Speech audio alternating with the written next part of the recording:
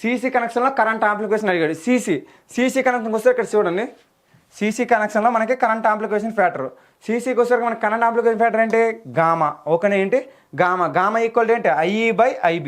Gamma equal ఏంటి? IE/IB. ఓకేనా? IE/IB. So మన గామా ఇందులో ఉందా లేదా? ఎక్కడా కూడా గామా అనేది మనకి లేదనమాట. ఓకే, గామా అనేది ఎక్కడ కూడా మనకి లేదు. సో మనం ఏం చేయాలంటే మనకి relation between alpha beta gamma అని ఉంటుందన్నమాట. ఆల్ఫా బీటా గామాకి ఒక రిలేషన్ ఉంటుందన్నమాట. మనం ఇప్పుడు మనకి ఈ ఫార్ములాస్ యూజ్ చేసి మనం ఆల్ఫా బీటా గామాకి రిలేషన్ అనేది ఫైండ్ అవుట్ చేస్తాం. ఇక్కడ చూడండి, IC/IE అంటే ఆల్ఫా కదా, IE/IB అంటే గామా కదా, బీటా అంటే IC/IB కదా. ఈ రిలేషన్స్ యూజ్ చేసి మనం ఏం చేస్తామంటే ఆల్ఫాకి బీటాకి గామాకి ఒక రిలేషన్ అనేది ఫైండ్ అవుట్ చేస్తాం అనమాట. ఇప్పుడు ఏమైందంటే గామా ఈక్వల్ టు IE/IB అన్నాను కదా. సో మనకి ఆల్రెడీ చెప్పాను, emitter current equal to always IB + IC. ఓకేనా? IB + IC. ఎమిటర్ కరెంట్ అనేది చాలా ఎక్కువ ఉంటుంది remaining compare to IB and ICకి. సో మనకి IEకి ఫార్ములా అంటే IB/IC. దీన్ని సబ్స్టిట్యూట్ చేయండి. ఇక్కడ ఏమవుతుంది? IB + IC/IB అవుతుంది. అవునా? IB + IC/IB అవుతుంది. సో దీన్ని ఎలా రాసుకోవచ్చు? IB/IB + IC/IB. IB/IB అంటే IB క్యాన్సిల్ అయిపోతే రిమైనింగ్ వాల్యూ ఎంత ఉంటుంది? 1 ఉంటుంది. ప్లస్ ఇక్కడ IC/IB. IC/IB ఎక్కడ ఉంది చూడండి ఇక్కడ బీటా వాల్యూ ఎంత ఉంది? IC/IB ఉంది. అంటే IC/IB ప్లేస్లో మనం ఏం సబ్స్టిట్యూట్ చేయొచ్చు? బీటా అనేది సబ్స్టిట్యూట్ చేయొచ్చు అనమాట. 1 + బీటా అంటే ఇక్కడ గామా ఈక్వల్ టు ఏం రాసుకోవచ్చు? 1 + బీటా అని కూడా మనం రాసుకోవచ్చు. 1 + బీటా ఉందా? సో ఇక్కడ ఉంది చూడండి, option 3 is correct answer. Option 3 is correct answer, 1 + beta. Next question, emitter ఫాలోవర్కు డాష్ మరొక నామం. Common base, common collector, common emitter. Emitter follower అన్న, ఇంపిడెన్స్ మ్యాచింగ్ అన్న మీకు ఏం గుర్తు రావాలంటే కామన్ కలెక్టర్ అనేది గుర్తు రావాలి. ఓకేనా? ఎమిటర్ ఫాలోవర్ అన్న, అలానే మనకి ఇంపిడెన్స్ మ్యాచింగ్ దేని యూజ్ చేస్తారంటే కామన్ కలెక్టర్ యూజ్ చేస్తారు. చూడండి, కామన్ బేస్లో ఫేస్ షిఫ్ట్ ఎంత ఉంటుందంటే 0 ఉంటుంది. అలానే కామన్ కలెక్టర్లో ఫేస్ షిఫ్ట్ ఎంత ఉంటుందంటే 0 ఉంటుంది.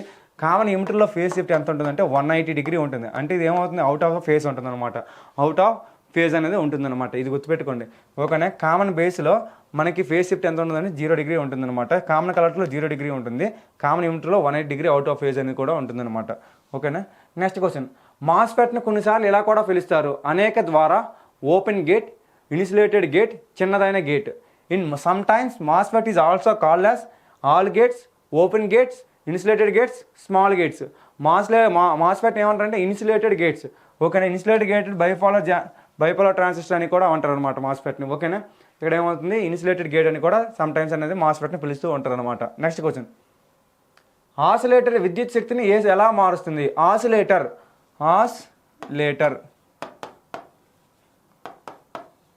ఓకేనా? మనకి ఆసిలేటర్స్ అనేది ఇది పాజిటివ్ ఫీడ్బ్యాక్లో వర్క్ అవుతుంది. ఇందులో వర్క్ అవుతుంది పాజిటివ్ ఫీడ్బ్యాక్లో మాత్రం మనకి ఏమవుతుందంటే ఆసిలేటర్ అనేది వర్క్ అవుతుంది అనమాట. ఓకేనా? మనకి సస్టైన్డ్ ఆసిలేటర్ అనే ఒక ఫామ్లో ఉంటుంది అనమాట. కొన్ని కండిషన్స్ ఉంటాయి, సస్టైన్డ్ కండిషన్ అని, వాటి గురించి తర్వాత చెప్తాను. ఓకే, ఫస్ట్ ఇక్కడ చూడండి, ఆసిలేటర్ ఏం చేస్తుందంటే it converts DC to AC. ఓకేనా? ఆసిలేటర్ ఏం చేస్తుంది? It converts DC to AC. జనరల్గా ఆసిలేటర్ వితౌట్ ఇన్పుట్ సిగ్నల్, ఎటువంటి ఇన్పుట్ సిగ్నల్ ఇవ్వకుండా మనకి అవుట్పుట్ అనేది వస్తుందన్నమాట ఇందులో ఆసిలేటర్లో. సో ఇటు ఏం చేస్తుంది? DC నుండి ఏసీగా మారుస్తుంది అనమాట శక్తిని. ఓకేనా? DC నుండి ఏసీగా శక్తిని మారుస్తుంది అనమాట. ఓకేనా? ఆసిలేటర్ మనకి ఇన్పుట్ అనేది అవుట్పుట్ అనేది ప్రెజెంట్ అవుతుంది అనమాట. ఆసిలేటర్ విద్యుత్ శక్తిని ఎలా మారుస్తుంది? సేమ్ క్వశ్చన్ వచ్చిందమ్మా. DC నుండి ఏసీగా మారుస్తుంది. నెక్స్ట్ క్వశ్చన్, హార్ట్లీ ఆసిలేటర్ సాధారణంగా డాష్ ఉపయోగిస్తారు. హార్ట్లీ ఆసిలేటర్ అనేది ఎక్కడ యూజ్ చేస్తారు? మనకి LC ఆసిలేటర్స్ అనేవి 2 టైప్స్ అనమాట. LC ఆసిలేటర్స్ అనేవి 2 టైప్స్ ఉంటాయి అనమాట. 2 types, one is Colpitts oscillator, ఇంకోటి ఏంటంటే Hartley oscillator,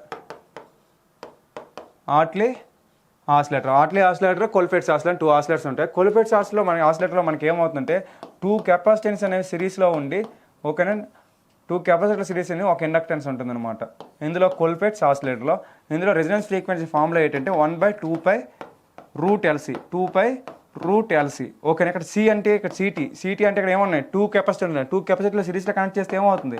C1 × C2/C1 + C2. ఓకేనా? ఇదేంటిది? C1 + C2. Okay, CT value. అలానే హార్ట్లీ ఆసిలేటర్లో ఏమవుతుందంటే హార్ట్లీ ఆసిలేటర్లో 2 ఇండక్టెన్స్ అనేవి సిరీస్లో ఉంటాయి.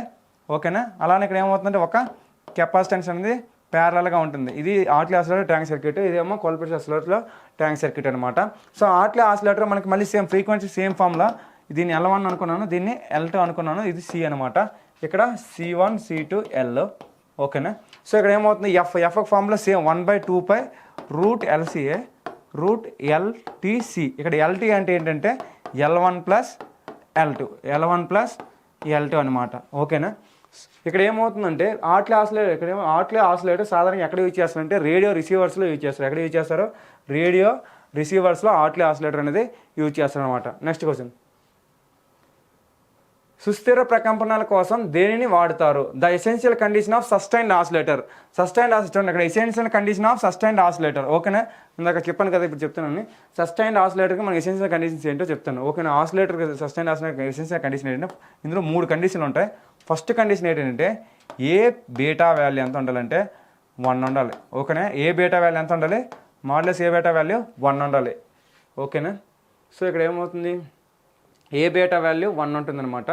మనకి ఇక్కడ ఆప్షన్లో పడలేదు. ఓకే. అండ్ నెక్స్ట్ వన్ ఏముందంటే ఫేజ్ షిఫ్ట్ వాల్యూ ఎంత ఉండాలంటే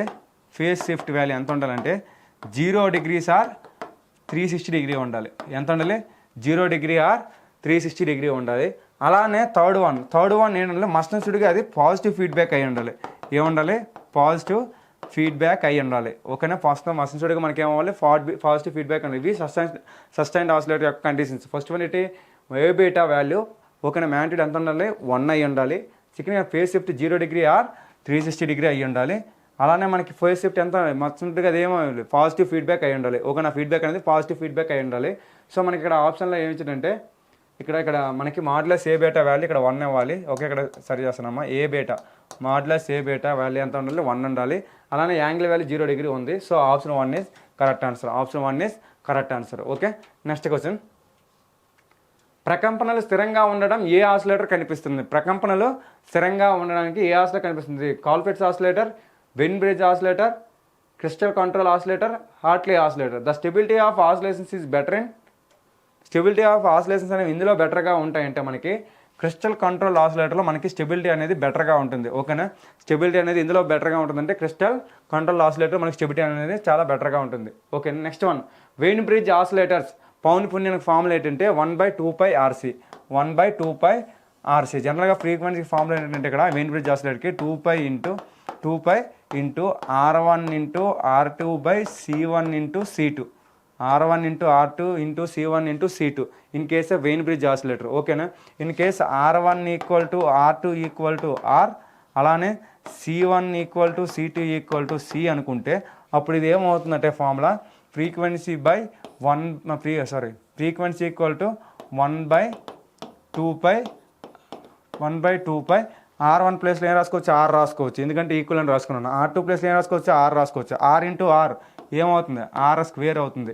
అలానే ఇక్కడ C1 ప్లేస్లో ఏం రాసుకోవచ్చు? C రాసుకోవచ్చు. C2 ప్లేస్లో C రాసుకోవచ్చు. అప్పుడు C1 ఇంటూ C స్క్వేర్ అవుతుంది. అప్పుడు దీన్ని ఏం రాస్తాం? 1/2π C1 C2 అక్కడ ఏమవుతుంది? RC ఉంది కదా, RC హోల్ స్క్వేర్ అవుతుంది. ఈ స్క్వేర్కి ఈ రూట్కి క్యాన్సిల్ అవుతుంది. రిమైనింగ్ ఏం ఫామ్లో ఉంటుంది? 1/2π RC ఫామ్లో ఉంటుంది అనమాట. ఓకేనా. 1/2π RC ఫామ్లో ఉంటుంది. ఇదేంటిది? వెయిన్ బ్రిడ్జ్ ఆసిలేటర్కి ఫార్ములా అనమాట. ఓకేనా. నెక్స్ట్ క్వశ్చన్, ఏ సాధనం ద్వారా నెగిటివ్ నిరోధాల ఆసిలేటర్ని తయారు చేస్తారు? Tunnel diode, FET, BJT, SR. ఇది మాత్రం గుర్తుపెట్టుకున్నామా? Very very important question. The device used in negative resistance ఆసిలేటర్కి మనకి దేని యూజ్ చేస్తారంటే టన్నల్ డయోడ్ అనేది మనకి నెగిటివ్ రెసిస్టెన్స్ ఆసిలేటర్ కింద యూజ్ చేస్తారనమాట. ఓకే. నెక్స్ట్ క్వశ్చన్, ఏ ఆసిలేటర్ అత్యధిక డాష్ ఫ్యాక్టర్ కలదు? Colpitts oscillator, Wien bridge oscillator, trans oscillator, crystal control oscillator. ఓకేనా. ఇక్కడేమో the oscillator with the highest Q factor. ఓకేనా. ఇక్కడ ఏంటంటే అత్యధిక క్యూ ఫ్యాక్టర్ దేనికి కలదు అని అడిగాడు. ఓకేనా. హైయెస్ట్ క్యూ ఫ్యాక్టర్ మనకి దేనికి కలదు అంటే క్రిస్టల్ కంట్రోల్ ఆసిలేటర్కి మనకి ఐ క్యూ ఫ్యాక్టర్ అనేది కలదు. ఓకేనా. మనకి చూడండి, క్రిస్టల్ కంట్రోల్ గురించి మనకు 2 క్వశ్చన్స్ వచ్చాయి. ఐ క్యూ ఫ్యాక్టర్ ఒకటి, అండ్ సెకండ్ థింగ్ ఏంటంటే the stability of oscillations in better and crystal oscillator. ఓకేనా. స్టెబిలిటీ అనేది ఐగా ఉంటుంది. అలానే ఐ క్యూ ఫ్యాక్టర్ కూడా మనకి క్రిస్టల్ కంట్రోల్ ఆసిలేటర్లో ఉంటుంది అనమాట. Next question, RC phase shift ఆసిలేటర్లో RC ఫేజ్ షిఫ్ట్ వలన ఎంత కోణం ఏర్పడను మీకు ఆల్రెడీ చెప్పిన సస్టైన్డ్ ఆసిలేటర్ ఏర్పడాలంటే మస్టన్స్డ్గా మనకి ఫేస్ కండిషన్ అనేది ఎయిదర్ 0 డిగ్రీ ఆర్ 360 డిగ్రీ ఉండాలని చెప్పాను. ఓకేనా, 0 డిగ్రీ ఆర్ 360 డిగ్రీ ఉండాలని చెప్పాను. ఇంకా in case of RC phase షిఫ్ట్లో ఏమవుతుందంటే ఇక్కడ సి కెపాసిటెన్స్ ఉంటుంది, ఇక్కడ ఆర్ ఉంటుంది, అలానే ఇంకో సి ఉంటుంది, ఇక్కడ ఒక ఆర్ ఉంటుంది, అలానే సి కెపాసిటెన్స్ ఉంటుంది, ఇక్కడేమో ఇంకో ఆర్ ఉంటుంది. ఆర్సీ ఫేస్ షిఫ్ట్లో ఇలాగ 3 ఉంటాయి అనమాట. ఓకేనా, ఈ ఆర్సీ అనేది మనకి మొత్తం ఎంత డిగ్రీ చూపిస్తుందంటే 180 డిగ్రీ. ఓకేనా, ఈ 180 ఎలా చూపిస్తుందంటే ఈ ఆర్సీ వాల్యూ ఎంత అంటే 60 degree.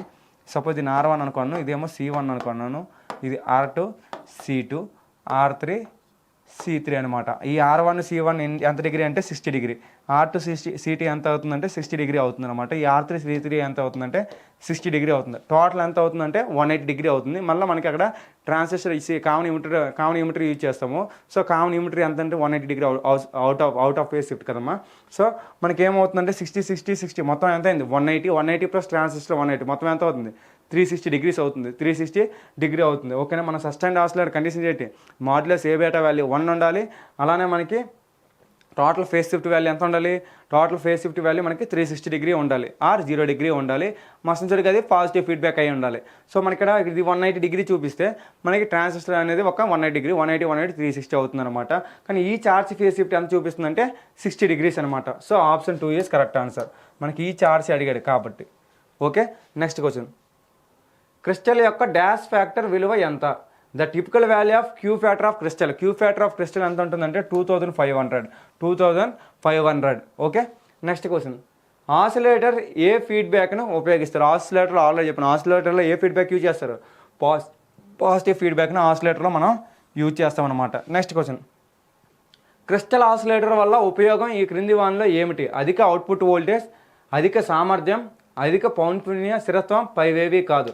The main advantage of using crystal oscillator is high output voltage, high efficiency, high frequency stability, none of the above. అంటే మనకి హై ఫ్రీక్వెన్సీ స్టెబిలిటీ ఉంటుంది. ఇందులో క్రిస్టల్ ఆసిలేటర్ మనకి హై ఫ్రీక్వెన్సీ స్టెబిలిటీ అనేది ఉంటుందన్నమాట. Next question, కాస్కోడ్ ఆంప్లిఫైర్లో వేటి కలయిక? ఇక్కడ మనకి కాస్కోడ్ అలానే క్యాస్కేడ్ కూడా ఉంటుందమ్మా. క్యాస్కేడ్.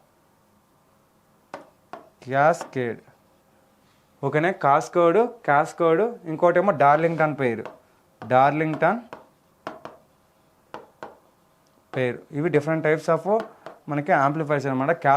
క్యాస్కేడ్, డార్లింగ్టన్ పేరు. మనకి ఇక్కడ కూర్చుని ఏమడిగాడు, కాస్కోడ్ అనేది సిబి అండ్ సిసి వల్ల ఫామ్ అవుతుంది. సిబి అండ్ సిసి వల్ల ఫామ్ అయ్యేది ఏంటంటే కాస్కోడ్. ఓకేనా, సిబి అండ్ సిసి వల్ల ఫామ్ అయ్యేది ఏంటంటే కాస్కోడ్. అలానే మనకి క్యాస్కేడ్ అనేది దేని వల్ల ఫామ్ అవుతుందంటే సిఈ అండ్ సిబి వల్ల ఫామ్ అయ్యేది ఏంటంటే క్యాస్కేడ్ అనమాట. ఓకేనా, అలానే డార్లింగ్టన్ పేర్ అనేది మనకి ఎలా ఫామ్ అవుతుందంటే సిసి వల్ల ఫామ్ అయ్యేది ఏంటంటే డార్లింగ్టన్ పేర్ అనమాట. రెండు సీసీల వల్ల మనం ఫామ్ అయ్యేది ఏంటంటే డార్లింగ్టన్ పేరు. క్యాస్కేడ్ అనేది సిఈ అండ్ సిబి వల్ల ఫామ్ అవుతుంది. అలానే క్యాస్కోడ్ అనేది సిబి అండ్ సిసి వల్ల మనకి ఏమవుతుందంటే క్యాస్కోడ్ అనేది మనకి ఫామ్ అవుతుంది అనమాట. ఓకేనా, నెక్స్ట్ క్వశ్చన్, ఏ యాంప్లిఫైర్లో తక్కువ డిస్టార్షన్ కలిగి ఉంటుంది? Class A, class B, class C, class D. మనకి తక్కువ cross over distortion. Which of the following amplifier operates with least cross over distortion? ఇందులో అంటే క్లాస్ బి యాంప్లిఫైర్ మనకి లీస్ట్ క్రాస్ ఓవర్ డిస్టార్షన్ అనేది ఉంటుందన్నమాట. క్రాస్ ఓవర్ డిస్టార్షన్ ఇందులో reduce అవుతుందంటే class AB. ఓకేనా, క్లాస్ ఏబిలో క్రాస్ ఓవర్ డిస్టార్షన్ అనేది రిడ్యూస్ అవుతుంది. ఓకేనా, అలానే ఇక్కడ చూడండి మనకి class A, class B, class C, class D ఏంటంటే different types of power amplifiers. Class A, class B, class C, అలానే క్లాస్ డి. ఓకేనా, ఇక్కడ మనకి మెయిన్ ఏంటంటే క్లాస్ ఏ అలానే క్లాస్ బి అలానే క్లాస్ ఏబి, క్లాస్ సి అనమాట. క్లాస్ ఏలో మనకు అవుట్పుట్ వేవ్ ఫామ్ ఎలా ఉంటుందంటే ఇట్ కండక్ట్ 180 డిగ్రీ కండక్ట్ అవుతుంది ఇందులో క్లాస్ ఏలో. అదే క్లాస్ బిలో అనుకోండి ఇట్ కండక్ట్స్ ఇక్కడేమో క్లాస్ ఏలో మనకి ఏమవుతుందంటే ఇట్ కండక్ట్స్ మనకి ఎంత కండక్ట్ అవుతుంది అంటే 360 డిగ్రీ కండక్ట్ అవుతుంది. చూడండి ఇది 180 అనుకోండి, ఇది 0, ఇది పై, ఇది ఏమో 2π. ఓకేనా, 2π అంటే 180 ఇంటూ 2 ఎంత అవుతుంది, 360 డిగ్రీ కండక్ట్ అవుతుంది. అదే క్లాస్ బీలో ఏమవుతుందంటే 180 డిగ్రీ కండక్ట్ అవుతుంది. ఓకేనా, 0 to π, పై వాల్యూ ఎంత అంటే 180, అంటే 0 to π అనేది కండక్ట్ అవుతుంది. ఓకేనా, ఎంతవరకు current conduction is possible 360 degree వరకు ఇందులో పాసిబుల్ అవుతుంది. ఇందులో 180 డిగ్రీ కరెంట్ కండక్షన్ అనేది. ఓకేనా, క్లాస్ ఏబీలో ఎంత అవుతుందంటే between 180 to 360, between 180 to 360, 180 to degrees to 360 between మనకి ఏమవుతుందంటే కరెంట్ కండక్షన్ అనేది పాసిబుల్ అవుతుంది అనమాట. ఇక్కడికి వచ్చేసరికి ఏమవుతుందంటే లెస్ దాన్ 180, క్లాస్ సిలో మనకి ఏమవుతుంది లెస్ దాన్ 180 అనేది కరెంట్ కండక్షన్ అనేది అవుతుంది. ఓకేనా, లెస్ దాన్ 180 డిగ్రీస్ దగ్గర మనకి కరెంట్ కండక్షన్ అనేది పాసిబుల్ అవుతుంది అనమాట. ఓకేనా, ఇందులో క్లాస్ ఏలో మనకి ఎఫిషియన్సీ ఎంత ఉంటుందంటే ఎఫిషియన్సీ వాల్యూ క్లాస్ ఏలో మనకి ఎంత ఉంటుందంటే 50% ఉంటుంది ఇందులో క్లాస్ ఏలో. క్లాస్ బీలో ఎంత ఉంటుందంటే మనకి 75% ఉంటుంది. ఎంత ఉంటుంది క్లాస్ బీలో 75% ఉంటుంది. అలానే క్లాస్ ఏబీలో ఎంత ఉంటుందంటే 50 to 75% ఉంటుంది అనమాట. 50 to 75% ఎఫిషియన్సీ ఉన్నది. ఇది ఎఫిషియన్సీ సింబల్. ఓకేనా, ఈ ఏటా అనేది ఎఫిషియన్సీ యొక్క సింబల్ అనమాట. ఓకేనా, అలానే క్లాస్ సిలో మనకి ఎఫిషియన్సీ ఎంత ఉంటుందంటే గ్రేటర్ దాన్ ఈక్వల్ టు 90, అంటే 90 అయినా ఉండొచ్చు లేదా 90 కన్నా ఎక్కువైనా ఉండొచ్చు అనమాట. ఇదేంటిది ఎఫిషియన్సీ, ఇది ఎఫిషియన్సీ అనమాట. ఓకేనా, ఇన్ కేస్ ఆఫ్ మనకి ఏ యాంప్లిఫైర్లో తక్కువ డిస్టార్షన్ ఉంటుందంటే మనకి క్లాస్ బీలో మనకి తక్కువ డిస్టార్షన్ అనేది ఉంటుంది. ఇక్కడ class A, class B, class AB అని తీసుకున్నాం కదా. క్లాస్ ఏలో మనకి ఏమవుతుందంటే 360 డిగ్రీ మాత్రం ఫేస్ షిఫ్ట్ ఉంటుంది. ఇందులో ఏమో 180 డిగ్రీ ఉంటుంది, ఇందులో ఏమో 180 to 360 డిగ్రీ ఉంటుంది. ఇక్కడేమో మనకి లెస్ దాన్ 180 ఉంటుంది. వేవ్ ఫార్మ్ బట్టి చూడండి, ఇక్కడ 360 డిగ్రీ కంప్లీట్గా ఉంది, ఇక్కడేమో 180 ఉంది, ఇక్కడేమో 180 కన్నా ఎక్కువ ఉంది. అవునా, సో 180 నుంచి అలాగే 360 కన్నా తక్కువ ఉంది కాబట్టి ఇలా తీసుకున్నాను. ఇక్కడ ఏముందంటే 180 కన్నా తక్కువ ఉందన్నమాట. ఓకేనా, ఇక్కడ ఎఫిషియన్సీ గ్రేటర్ దాన్ 90. సో లేదంటే సింపుల్ చూసుకుంటాం, క్లాస్ ఏలో 50% ఎఫిషియన్సీ అంటే క్లాస్ బీలో 75%. క్లాస్ ఏలో ఏ ఉంది, బి ఉంది, అంటే బిట్వీన్ 50 to 75% ఉంటుందన్నమాట. ఓకే, క్లాస్ సిలో greater than or equal to 90 ఉంటుందన్నమాట. So class B is correct answer. Next question, డయాక్లు ప్రధానంగా వెయిట్లో ఉపయోగిస్తారు. డయాక్లు ప్రధానంగా వెయిట్లో ఉపయోగిస్తారు. ట్రిగ్గరింగ్ సాధనంలో, పవర్ థైరిస్టర్లో, అలానే పల్స్ జనరేటర్, పై1. Diacs are primarily used in ఇందులో యూజ్ చేస్తారు పల్స్ జనరేటర్లో యూజ్ చేస్తారు. ఓకేనా, డయాక్ అనేది పల్స్ జనరేటర్లో యూజ్ చేస్తారు. ఇందులో ఎస్సీఆర్లో 1 టైప్ అనమాట ఇది. ఓకేనా, సిలికాన్ కంట్రోల్ రెక్టిఫైర్లో మనకి ఇది 1 టైప్ డయాక్. డయాక్ అనేది anti parallel connection of 2 diodes, anti parallel connection of 2 diodes, not parallel connection of 2 diodes. Okay, anti parallel రెండు కూడా ఆపోజిట్ కనెక్ట్ చేస్తే ఫామ్ అయ్యేది ఏంటంటే డయాక్. ఓకేనా, anti parallel connection of 2 diodes is called diac. అలానే anti parallel connection of 2 SCRs anti parallel connect చేస్తే మనకి form అయ్యేది ఏంటంటే 2 ఎస్సీఆర్స్ అనేది యాంటీ ప్యారలల్ కనెక్ట్ అయితే ఫామ్ అయ్యేది ఏంటంటే మనకి ట్రయాక్. ఏంటిది, ఇది ట్రయాక్. ఓకేనా, ఇక్కడ 2 డయోడ్స్ అనేవి యాంటీ ప్యారలల్ ఫామ్ అయితే డయాక్. 2 థైరిస్టర్స్ అనేవి మనకి యాంటీ ప్యారలల్లో కనెక్ట్ అయితే దాన్ని ఏమంటారంటే ట్రయాక్ అంటారు అన్నమాట. ఓకేనా, అలానే ఒక ఎస్సీఆర్ అలానే ఒక డయోడ్ అనేది యాంటీ ప్యారలల్ కనెక్ట్ అయితే వచ్చి ఫామ్ అయ్యేది ఏంటంటే మనకి RCT, reverse conduction thyristor, RCT అనమాట. ఓకేనా, రివర్స్ కండక్షన్ థైరిస్టర్. 2 డయోడ్స్ అనేవి యాంటీ ప్యారలల్ కనెక్ట్ అయితే ఫామ్ అయ్యేది ఏంటంటే డయాక్. 2 ఎస్సీఆర్స్ అనేవి యాంటీ ప్యారలల్ కనెక్ట్ అయితే మనకి ఫామ్ అయ్యేది ఏంటంటే ట్రయాక్. అలానే ఒక డయోడ్ ఒక ఎస్సీఆర్ అనేది యాంటీ ప్యారలల్ కనెక్షన్ అయితే ఫామ్ అయ్యేది ఏంటంటే మనకి ఏం ఫామ్ అవుతుంది, ఆర్సీటీ, రివర్స్ కండక్షన్ థైరిస్టర్ అనేది ఫామ్ అవుతుంది అనమాట. సో ఇక్కడ ఏమో డయాక్ అనేది జనరల్గా ఎక్కడ యూజ్ చేస్తుంటే పల్స్ జనరేటర్లో మనకి డయాక్ అనేది యూజ్ చేస్తారు అనమాట. ఓకే, ఇక్కడ ఎస్సీఆర్లో మనకి 2 టెర్మినల్స్ ఉంటాయి, యానోడు, క్యాథోడు. అలానే ఈ టెర్మినల్ ఏమంటారంటే గేటు. ఓకేనా, యానోడు, క్యాథోడు, ఈ టెర్మినల్ అంటే గేటు. ఇక్కడేమో డయోడ్ కాబట్టి యానోడు, క్యాథోడు, ఇక్కడేమో క్యాథోడు, యానోడు. అలానే ఇక్కడ ఏమవుతుంది, ఇక్కడ anode, cathode and gate terminal, ఇక్కడేమో యానోడు, క్యాథోడ్ టెర్మినల్. ఓకేనా, నెక్స్ట్ క్వశ్చన్, ఎస్సీఆర్లో డిఐ/డిటి వలన ఏమి ఏర్పడను. ఎస్సీఆర్లో డిఐ/డిటి వలన ఏమి ఏర్పడను. కండక్షన్ పరిధి, లోకల్ హాట్స్పాట్, నాన్ కండక్షన్ పరిధి, పైవేవి కాదు. ఓకేనా, ఇక్కడ ఏమవుతుందంటే the di dt effect in SCR leads to the formation of conduction zone, local hotspots, non conduction zone. ఇక్కడ ఏమవుతుంది, నన్ ఆఫ్ ద అబౌవ్. అంటే మనకి ఇక్కడ ఇందులో ఏమవుతుందంటే డిఐ/డిటి రేటింగ్ అనేది కండక్షన్ జోన్ అమ్మ. ఏంటి, కండక్షన్ జోన్ అనమాట. Okay, option 1 is correct answer. Next question, TRIAC వేటి మధ్య కలయిక. రెండు ఎస్సీఆర్ మధ్య సమాంతర కనెక్షన్ ఏర్పడి గేట్ కామన్గా ఏర్పడను. రెండు డయోడ్ శ్రేణిలో అమర్చను.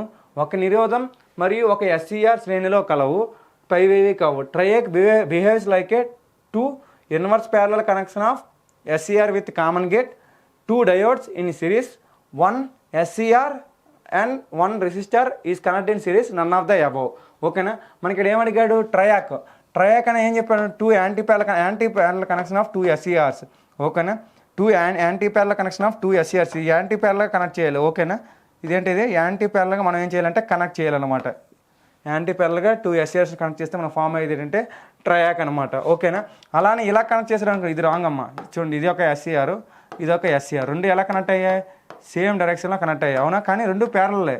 రెండు ఇక్కడ చూడండి, ఇక్కడ ఏముంది, యానోడ్ ఉంది, ఇక్కడేమో క్యాథోడ్ ఉంది, ఇక్కడేమో గేట్ ఉంది. ఇక్కడ కూడా యానోడ్ ఉంది, ఇక్కడ క్యాథోడ్ ఉంది, గేట్ ఉంది. ఇక్కడ ఏముంది, క్యాథోడ్ కనెక్ట్ అయింది అనుకోండి, ఇది డెఫినెట్గా రాంగ్. ఓకేనా. డెఫినెట్గా ఇది రాంగ్ అనమాట. అలానే ఇక్కడ ఏమవుతుందంటే యానోడ్, క్యాథోడ్, గేటు. ఇక్కడ ఏమవుతుంది, ఇక్కడ యానోడ్, క్యాథోడ్, గేట్. ఇక్కడ క్యాథోడ్కి అగైన్ ఏం కనెక్ట్ అయింది, యానోడ్ కనెక్ట్ అయింది. అవునా. సో ఈ రెండు ఇలా కనెక్ట్ అయితే మాత్రం కరెక్ట్ అనమాట. ఓకేనా.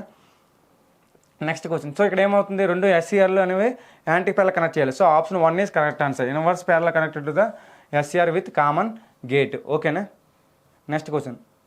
ఒక ఎస్సీఆర్లో dV/dt వలన ఏం ఏర్పడును. ఒక ఎస్సీఆర్లో dV/dt వల్ల మనకి ఏం ఏర్పడును. Increasing anode voltage, junction capacitance, increasing anode current, false current triggering. Anode voltage పెరుగును, జంక్షన్ కెపాసిటెన్స్ అలానే యానోడ్ కరెంట్ పెరుగును, ట్రిగ్గరింగ్ తప్పుగా జరుగును. అంటే the dV/dt effect in SCR can results increase the junction capacitance. ఓకేనా. జంక్షన్ కెపాసిటెన్స్ అనమాట. ఓకేనా. ఇక్కడ నెక్స్ట్ క్వశ్చన్ ఏంటంటే, ఎస్సీఆర్ వాడకంలో ఉంచడానికి కనీస విద్యుత్ కరెంట్ని ఏమంటారు. Gate trigger, holding break over, పైవేవి కాదు. ఇక్కడ ఏమడిగారంటే ఎస్సీఆర్ వాడకంలో ఉంచడానికి కనీస విద్యుత్ కరెంట్ అనేది ఏమంటారంటే దాన్ని హోల్డింగ్ కరెంట్ అంటారు. కనీస కరెంట్ ఏమంటారు, హోల్డింగ్ కరెంట్ అంటారు. మనకి ఎస్సీఆర్లో 2 కరెంట్స్ ఉంటాయి. 1 is holding current, second 1 is latching current. ఓకేనా. సపోజ్ మనం ఒక ఎస్సీఆర్ తీసుకున్నాను. ఓకేనా. ఒక ఎస్సీఆర్ వెళ్ళి నేను షాప్కి వెళ్ళి కొనాలనుకున్నాను. ఓకేనా. ఒక ఎస్సీఆర్ నేను షాప్కి వెళ్ళి కొనాలనుకున్నాను. కొనేటప్పుడు అతను నాకు కొన్ని స్పెసిఫికేషన్స్ చెప్తాడు. సపోజ్ ల్యాచింగ్ కరెంట్ అనేది ఎస్సీఆర్ అయితే 2.5 ఆంపియర్స్ అన్నాడు అనుకోండి. ఓకేనా. ల్యాచింగ్ కరెంట్ అనేది 2.5 ఆంపియర్స్ అన్నాడు అనుకోండి. ఇంకోటి ఏంటంటే హోల్డింగ్ కరెంట్ ఎంత అన్నాడంటే 1 ఆంపియర్ అన్నాడు. ఓకేనా. నేను ఎస్సీఆర్ కొనడానికి షాప్కి వెళ్ళాను. షాప్కి వెళ్తే అక్కడ మ్యానుఫ్యాక్చర్ పర్సన్ ఏం చెప్పాడంటే ఆ అమ్మే పర్సన్ ఏం చెప్పాడంటే ల్యాచింగ్ కరెంట్ దాని యొక్క ఎస్సీఆర్ రేటింగ్ ఏం చెప్పాడంటే ల్యాచింగ్ కరెంట్ అనేది 2.5 ఆంపియర్, హోల్డింగ్ కరెంట్ అనేది 1 ఆంపియర్ అని నాకు ఆ షాప్ అతను చెప్పాడు అనమాట. ఓకేనా. ఇక్కడ ఈ ల్యాచింగ్ కరెంట్ అంటే ఏంటి, హోల్డింగ్ కరెంట్ అంటే ఏంటంటే ఇక్కడ ఏమవుతుంది, కరెంట్ ఇప్పుడు కూడా మనకి ఎలా ఫ్లో అవుతుంది, యానోడ్ టు క్యాథోడ్ అనేది కరెంట్ అనేది ఫ్లో అవుతుంది. యానోడ్ నుంచి ఫ్లో అవుతుంది కాబట్టి సపోజ్ నేను దాన్ని సపోజ్ అది తీసుకున్న డివైస్ వర్క్ అవుతుందా లేదని చెక్ చేయాలనుకున్నాను. ఓకేనా. తీసుకున్న డివైస్ వర్క్ అవుతుందా లేదనేది చెక్ చేయాలనుకున్నాను. ఇక్కడ ఏం చేశానంటే సేమ్ ఇచ్చిన డివైస్ తీసుకొని ఇక్కడ ఏం చేశానంటే ఒక సప్లై ఇచ్చి ఇక్కడ ఏం చేశానంటే లైట్ ఇక్కడేమో ఒక బల్బ్ కనెక్ట్ చేశాను అనుకోండి. ఇక్కడ ఏం కనెక్ట్ చేశాను, ఒక బల్బ్ అనేది కనెక్ట్ చేశాను. ఓకే. ఒక బల్బ్ అనేది నేనేం చేశానంటే కనెక్ట్ చేశాను. ఏం చేశానంటే ఇక్కడ ఒక బల్బ్ అనేది కనెక్ట్ చేశాను అనమాట. ఇది పాజిటివ్ టెర్మినల్, నెగిటివ్ టెర్మినల్. ఇప్పుడు positive terminal connected to anode, negative terminal is connected to cathode. మనకి ఏం చెప్పాడు, ఎవరైతే మనకి ఎస్సీఆర్ని అమ్మారో వాళ్ళు ఏం చెప్పారంటే ల్యాచింగ్ కరెంట్ 2.5 ఆంపియర్ రేంజ్ అన్నాడు, హోల్డింగ్ కరెంట్ అనేది 1 ఆంపియర్ రేంజ్ అన్నాడు. సపోజ్ నేను ఏం చేశానంటే ఇక్కడ దీన్ని ఏమో కరెంట్ అంటారు, యానోడ్ నుంచి క్యాథోడ్ ఫ్లో అవుతుంది కాబట్టి దీన్ని ఏమన్నానంటే యానోడ్ కరెంట్ అన్నాను. ఓకేనే. యానోడ్ కరెంట్ అన్నాను. ఇప్పుడు ఏమైంది, ఇందులో కరెంట్ అనేది ఫ్లో అయింది అనమాట. ఏమైంది, కరెంట్ అనేది ఫ్లో అయింది. సపోజ్ నేను ఏం చేశానంటే 0.5 ఆంపియర్ ఇచ్చాను. అప్పుడు మనకి ఏమవుతుందంటే ఎస్సీఆర్ అనేది కండక్ట్ అవ్వదు అనమాట. ఎస్సీఆర్ అనేది కండక్ట్ అవ్వదు. అలానే 1 ఆంపియర్ ఇంక్రీజ్ చేస్తాను. ఎస్సీఆర్ అనేది కండక్ట్ అవ్వదు, అలానే బల్బు కూడా గ్లో అవ్వదు అనమాట. అలానే 1.5 ఆంపియర్ ఇచ్చాను. 1.5 ఆంపియర్ ఇచ్చినా సరే మనకి ఎస్సీఆర్ అనేది కండక్ట్ అవ్వదు, అలానే మనకి కండక్ట్ అవ్వదు కాబట్టి మనకి లైట్ అనేది గ్లో అవ్వదు. ఎప్పుడైతే 2 ఆంపియర్ ఇచ్చాను, 2 ఆంపియర్ ఇచ్చినప్పుడు కూడా మనకి ఏమవుతుందంటే 2 ఆంపియర్ ఇచ్చాను. అప్పుడు కూడా మనకి ఏమవుతుందంటే ఎస్సీఆర్ అనేది కండక్ట్ అవ్వదు, ఎస్సీఆర్ అనేది మనకి ఏమవుతుందంటే కండక్ట్ అవ్వదు. సో లైట్ అనేది గ్లో అవ్వదు. ఎప్పుడైతే 2.5 ఆంపియర్ ఇచ్చానో, 2.5 ఆంపియర్ యానోడ్ కరెంట్ 2.5 ఆంపియర్ ఇచ్చాను, అప్పుడు ఏమవుతుందంటే ఎస్సీఆర్ అనేది ఆన్ అవుతుంది. ఎస్ఆర్ అని ఏమవుతుంది, ఆన్ అవుతుంది. ఆన్ అయ్యి మనకి ఏమవుతుందంటే బల్బ్ అనేది గ్లో అవుతుంది అనమాట. బల్బ్ అనేది ఏమవుతుంది, గ్లో అవుతుంది అంటే దీని యొక్క ల్యాచింగ్ కరెంట్ ఎంత 2.5 ఆంపియర్. ఓకేనా. అంటే ఇది 2.5 ఆంపియర్ దగ్గర ఇది వర్క్ అవుతుంది ఎస్ఆర్ అనేది మనకు తెలుస్తుంది అనమాట. దాని యొక్క ల్యాచింగ్ కరెంట్ కరెక్ట్గా ఉందని మనకు తెలుస్తుంది. అలానే ఇంకోటి ఏంటంటే హోల్డింగ్ కరెంట్ అంటే ఏంటి అంటే ఇప్పుడు నేనేం చేశానంటే ఇక్కడ రేట్ ఇక్కడ మనకి సపోజ్ ఇక్కడ ఎంతవరకు ఇంక్రీజ్ చేసినా అలాగా 3 ఆంపియర్ వరకు ఇంక్రీజ్ చేస్తే మనకి ఏమవుతుందంటే బల్బ్ అనేది గ్లో అయింది. ఓకేనా, ఇప్పుడు ఏం చేశానంటే 3 ఆంపియర్ నుంచి నేను కరెంట్ ఏం చేశాను తగ్గించుకుంటూ వచ్చాను. 3 ఆంపియర్ నుంచి నేను ఎక్కడి నుంచి తగ్గించానంటే ఫస్ట్ ఇప్పుడు ఎంత ఉంది 3 ఆంపియర్ కరెంట్ ఉంది కదా, 3 ఆంపియర్ నుంచి 2 ఆంపియర్కి వచ్చాను. 2 ఆంపియర్ కరెంట్ ఇస్తే ఇప్పుడైతే కరెంట్ 2 ఆంపియర్ తగ్గించాను అప్పటికి కూడా ఎస్సీఆర్ అనేది ఆన్లోనే ఉంటుంది. ఓకేనా ఎస్సీఆర్ అనేది ఆన్లో ఉంటుంది. మళ్ళీ 1.5కి వచ్చింది, 1.5 ఆంపియర్కి కరెంట్ అనేది తగ్గించాను అప్పుడు కూడా ఎస్సీఆర్ అనేది ఆన్లోనే ఉంటుంది అనమాట. ఆన్లో నుండి కరెంట్ అప్పటికి లైట్ అనేది గ్లో అవుతుంది. చూడండి ఇక్కడ కూడా లైట్ గ్లో అవుతుంది, ఇక్కడ కూడా లైట్ గ్లో అవుతుంది, ఇక్కడ కూడా లైట్ గ్లో అవుతుంది. ఇప్పుడైతే 1 ఆంపియర్కి వచ్చిందో, ఇప్పుడైతే 1 ఆంపియర్కి వచ్చింది అప్పుడు ఏమవుతుందంటే లైట్ అనేది ఆఫ్ అయిపోతుంది అనమాట. ఇప్పుడు ఎక్కడైతే ఆఫ్ అయిపోయింది దాన్ని ఏమంటారు అంటే హోల్డింగ్ కరెంట్ అంటారు. ఇది ఇక్కడ 2.5 ఆంపియర్ దగ్గర ఆన్ అయింది కాబట్టి ఇదేంటిది ల్యాచింగ్ కరెంట్ అంటారు. ఓకే, ఇదేంటి ఇది ల్యాచింగ్ కరెంట్, ఇదేమో హోల్డింగ్ కరెంట్. సో మనకి ఇక్కడ ఏమవుతుంది ల్యాచింగ్ కరెంట్ ఏమో 2.5 ఆంపియర్, హోల్డింగ్ కరెంట్ అనేది 1 ఆంపియర్ రేటింగ్ తను చెప్పాడు కాబట్టి దానికి రిలేటెడ్గా మనకి ఎగ్జాక్ట్గా ఈ ఎస్ఆర్ అనేది వర్క్ అవుతుంది కాబట్టి అప్పుడు మనం తీసుకొని వెళ్తాం అనమాట మనం. ఓకేనా, సో మనకి ఇక్కడ ఏమవుతుందంటే ఎస్సీఆర్ టర్న్ ఆన్ ఇప్పుడు అవుతుంది, ఎస్సీఆర్ టర్న్ ఆఫ్ ఇప్పుడు అవుతుంది అనేది మెయిన్ పాయింట్. టర్న్ ఆన్ అనేది ఎప్పుడు అవుతుందంటే ఎప్పుడైతే ల్యాచింగ్ యానోడ్ కరెంట్ అనేది greater than the latching current ఎప్పుడైతే ఉంటుందో అప్పుడు ఏమవుతుందంటే ఎస్సీఆర్ అనేది టర్న్ ఆన్ అవుతుంది. ఓకేనా, ఇప్పుడే చూడండి మనం 0.5 ఆంపియర్ ఇచ్చాం ఆన్ అవ్వలేదు, బల్బ్ వెలగలేదు. 1 ఆంపియర్ ఇచ్చాం ఆన్ అవ్వలేదు, బల్బ్ వెలగలేదు. ఎందుకు ఆన్ అవ్వలేదు అంటే ల్యాచింగ్ కరెంట్ ఎంత 2.5 ఆంపియర్. అలానే 1.5 ఆంపియర్ ఇచ్చాను మనకి ఎస్ఆర్ అనేది ఆన్ అవ్వలేదు, బల్బు గ్లో అవ్వలేదు. అలానే 2 ఆంపియర్ ఇచ్చాను మళ్ళీ ఎస్ఆర్ అనేది ఆన్ అవ్వలేదు, బల్బు గ్లో అవ్వలేదు. ఇప్పుడైతే 2.5 ఆంపియర్ ఇచ్చాను ఎస్ఆర్ ఆన్ అయింది, టర్న్ ఆన్ అయింది, బల్బ్ అనేది గ్లో అయింది. మళ్ళీ 3 ఆంపియర్ ఇస్తే ఎస్ఆర్ ఆన్ అయింది, మళ్ళీ గ్లో అయింది అనమాట బల్బు.